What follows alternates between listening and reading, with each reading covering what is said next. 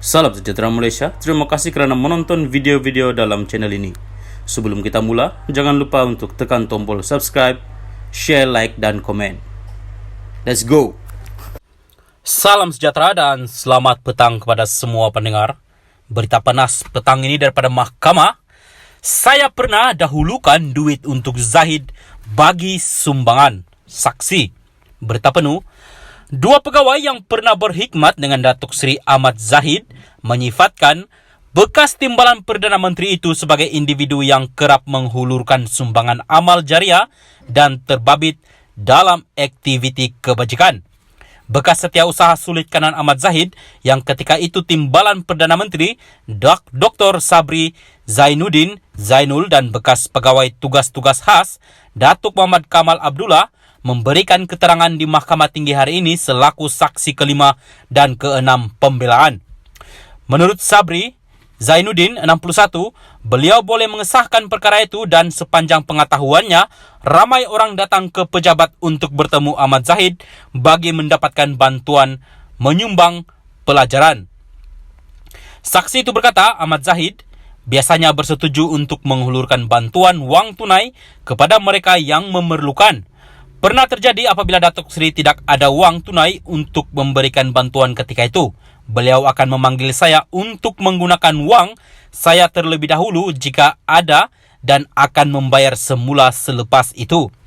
Datuk Seri turut memberi sumbangan setiap kali Kementerian Dalam Negeri mengadakan Hari Keluarga dengan menghulurkan sumbangan pribadi bagi membantu menampung perbelanjaan program terbabit, katanya dalam prosiding hari ini. Sabri memberikan kenyataan Ahmad Zahid yang membela diri terhadap 12 pertuduhan, pecah amanah, 8 rasuah dan 27 pengubahan wang haram membabitkan puluhan juta ringgit dana milik Yayasan Akal Budi. Sementara itu, Muhammad Kamal Abdullah, 65, yang kini berkhidmat sebagai pegawai khas Ahmad Zahid, berkata di awal penubuhan Yayasan Akal Budi, Presiden UMNO itu sendiri memasukkan dana menggunakan wang miliknya ke dalam akaun yayasan untuk disumbang kepada individu yang memerlukan. Menurut saksi itu lagi, sumbangan itu kebanyakannya adalah bagi pembinaan masjid dan surau, pusat tahfiz dan sumbangan kepada orang miskin, anak yatim serta ibu tunggal. Sumbangan itu bukan sahaja tertumpu di kawasan Bagan Datuk dan Melaka, malah di seluruh negara dan di luar Malaysia yang dikeluarkan daripada duit pribadi atau melalui Yayasan Akal Budi. Salam sejahtera dan selamat petang kepada semua pendengar. Berita panas petang ini daripada mahkamah.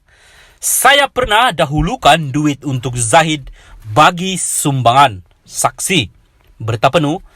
Dua pegawai yang pernah berkhidmat dengan Datuk Seri Ahmad Zahid menyifatkan bekas timbalan Perdana Menteri itu sebagai individu yang kerap menghulurkan sumbangan amal jariah dan terbabit dalam aktiviti kebajikan.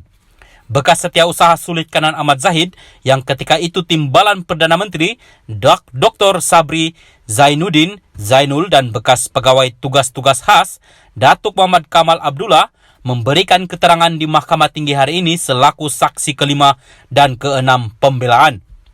Menurut Sabri Zainuddin, 61, beliau boleh mengesahkan perkara itu dan sepanjang pengetahuannya, ramai orang datang ke pejabat untuk bertemu Ahmad Zahid bagi mendapatkan bantuan menyumbang pelajaran. Saksi itu berkata, Ahmad Zahid biasanya bersetuju untuk menghulurkan bantuan wang tunai kepada mereka yang memerlukan. Pernah terjadi apabila Datuk Seri tidak ada wang tunai untuk memberikan bantuan ketika itu. Beliau akan memanggil saya untuk menggunakan wang saya terlebih dahulu jika ada dan akan membayar semula selepas itu. Datuk Seri turut memberi sumbangan setiap kali Kementerian Dalam Negeri mengadakan Hari Keluarga dengan menghulurkan sumbangan pribadi bagi membantu menampung perbelanjaan program terbabit, katanya dalam prosiding hari ini. Sabri memberikan kenyataan Ahmad Zahid yang membela diri terhadap 12 pertuduhan, pecah amanah, 8 rasuah dan 27 pengubahan wang haram membabitkan puluhan juta ringgit dana milik Yayasan Akal Budi. Sementara itu, Muhammad Kamal Abdullah, 65, yang kini berkhidmat sebagai pegawai khas Ahmad Zahid, Berkata di awal penubuhan Yayasan Akal Budi, Presiden UMNO itu sendiri memasukkan dana menggunakan uang miliknya ke dalam akaun yayasan untuk disumbang kepada individu yang memerlukan. Menurut saksi itu lagi, sumbangan itu kebanyakannya adalah bagi pembinaan masjid dan surau, pusat tahfiz, dan sumbangan kepada orang miskin, anak yatim, serta ibu tunggal.